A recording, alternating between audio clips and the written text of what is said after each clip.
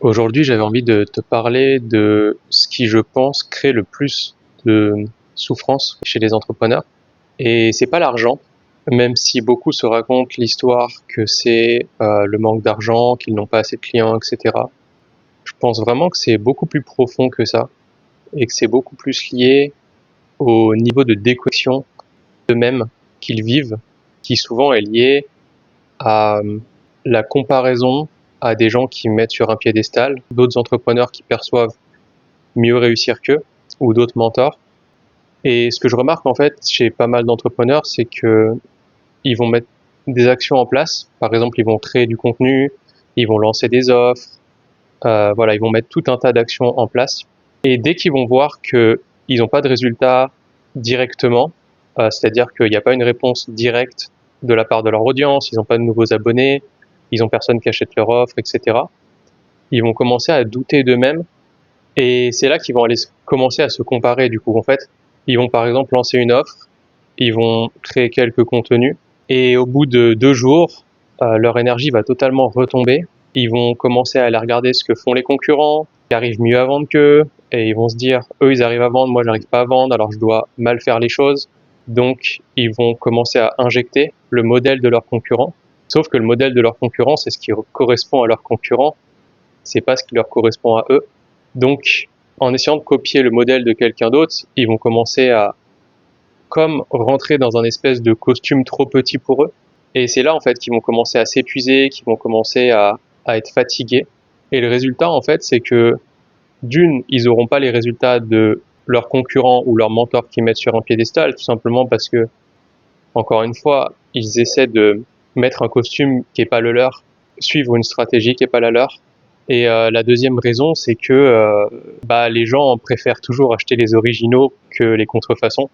Donc ils vont préférer acheter chez la personne, tout simplement en fait ils vont préférer acheter chez l'autre mentor parce que l'autre mentor c'est l'original, alors que les entrepreneurs qui copient la stratégie des mentors pour qui ça marche, c'est pas des originaux en fait, c'est juste de la copie. Donc les gens préféreront toujours aller chez l'original parce que l'original vibre quelque chose de spécial, alors que la contrefaçon, tu copies juste une stratégie par peur que la tienne marche pas ou que tu sois pas assez, tu vibres le manque, tu vibres la peur, et en fait, soit tu vas avoir tendance à repousser tes potentiels clients, soit tu vas attirer des clients, mais ça sera pas forcément ceux que tu veux dans ton univers parce que tu seras dans l'énergie du manque, de la peur, et tu vas attirer des gens dans la même énergie, donc des gens qui auront potentiellement beaucoup d'attentes. Et je pense que c'est vraiment ce qui crée le plus de friction dans l'entrepreneuriat.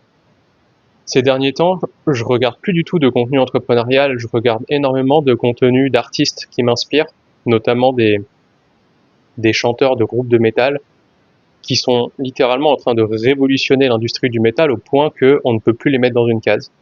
Et ça m'intéresse de voir comment ils fonctionnent, leur rapport au réseau, leur rapport aux algos, etc. Et ce que je remarque, c'est que oui, ils s'inspirent d'autres groupes qu'ils écoutent beaucoup, mais ils sont pas en admiration en fait. Et quand eux ils créent, ils sont pas en train de se dire que ce qu'ils créent c'est pas assez ou que ça devrait ressembler plus au groupe qu'ils écoutent. En fait, ils s'inspirent de beaucoup de groupes différents, parfois même de styles différents. Et en fait, ils sont en studio, ils font des essais-erreurs. Et ce qui revenait en fait le plus souvent, c'est que ces gens-là, donc ces artistes, sont très peu sur les réseaux sociaux. Ils sont très peu sur les réseaux sociaux. En fait, ils sont dans leur passion, ils créent et ensuite ils partagent leur œuvre. Et ce qui revient aussi beaucoup, c'est que c'est vraiment ce truc de nous, on crée pour nous, et ensuite on partage au monde, et c'est le monde qui décide s'il y a une résonance en fait. Nous, on peut pas savoir s'il y aura une résonance. Donc ils créent vraiment à partir de qui ils sont, et pas à partir de ce que les gens veulent ou de ce que les gens attendent. Et c'est ça qui fait qu'ils sont si épanouis, et que malgré qu'il y ait énormément de challenges, énormément d'efforts et beaucoup de difficultés dans leur vie, parce que j'ai regardé pas mal d'interviews, et c'est super challengeant en fait la vie de musicien, entre les phases de tournée et les phases plus posées où ils créent leurs albums. Et pour autant, ils sont quand même très heureux parce que justement, ils ne se perdent pas dans le bruit extérieur. Et donc, je voulais faire cette vidéo parce que je vois tellement d'entrepreneurs en fait aujourd'hui qui se sont lancés pour être heureux dans leur activité et qui finissent épuisés, malheureux. Et ce que je vois, c'est que c'est vraiment très rarement la vraie raison et très rarement les finances. C'est beaucoup plus souvent cette déconnexion d'eux-mêmes, cette déconnexion de leur propre créativité. Et ce que j'aimerais transmettre à travers cette vidéo, finalement, c'est quoi les endroits en fait où tu fais des choses et où parce que ça prend pas, tu commences à douter et tu vas commencer à regarder ce que fait l'extérieur en disant que tu devrais faire ce que fait l'extérieur, tu commences à te minimiser, à mettre l'extérieur sur un piédestal et à vraiment identifier ces moments-là tous les jours parce que pour créer un tel décalage en fait et autant de challenges dans un business, je pense vraiment que c'est une accumulation en fait qui a créé ça. Une accumulation tous les jours de créer quelque chose, de dire que c'est pas assez, d'aller se comparer. Donc voilà pour cette vidéo. J'espère qu'elle aura résonné, j'espère que ça aura pu mettre en lumière certaines choses que tu vis peut-être dans ton activité. Et je continuerai à faire plus de vidéos dans ce style parce que ce que moi j'adore finalement c'est vraiment faire des parallèles avec les autres domaines.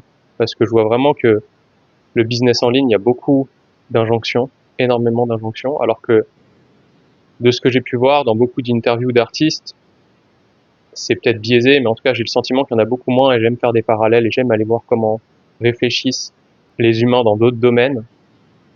Et surtout, je ne dissocie pas l'entrepreneuriat et les artistes. Pour moi, un artiste est un entrepreneur et un entrepreneur est un artiste. Donc je ne dissocie pas vraiment les deux en fait, au final.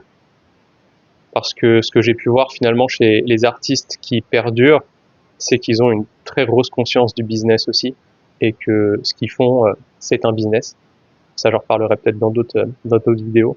Mais en tout cas, voilà. J'espère que cette vidéo aura résonné. J'espère que tu auras pu mettre de la lumière peut-être à certains endroits où t'aimerais, ouais, t'aimerais faire différemment. Et en fait, quand tu fais ce que t'aimes, tu te dis c'est pas assez et du coup tu commences à faire ce que tu crois que tu devrais faire, mais qui dans le fond te déconnecte et prendre en compte que quand tu crées quelque chose que t'aimes, la résonance avec les gens ne se fera pas forcément en quelques jours, quelques semaines ou quelques mois. Parfois, ça prendra du temps.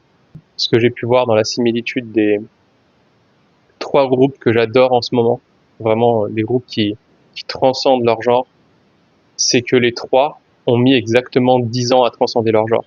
Ça veut pas dire que ça doit mettre 10 ans, mais c'est juste que certaines choses prennent du temps. Donc, euh, donc voilà pour cette vidéo.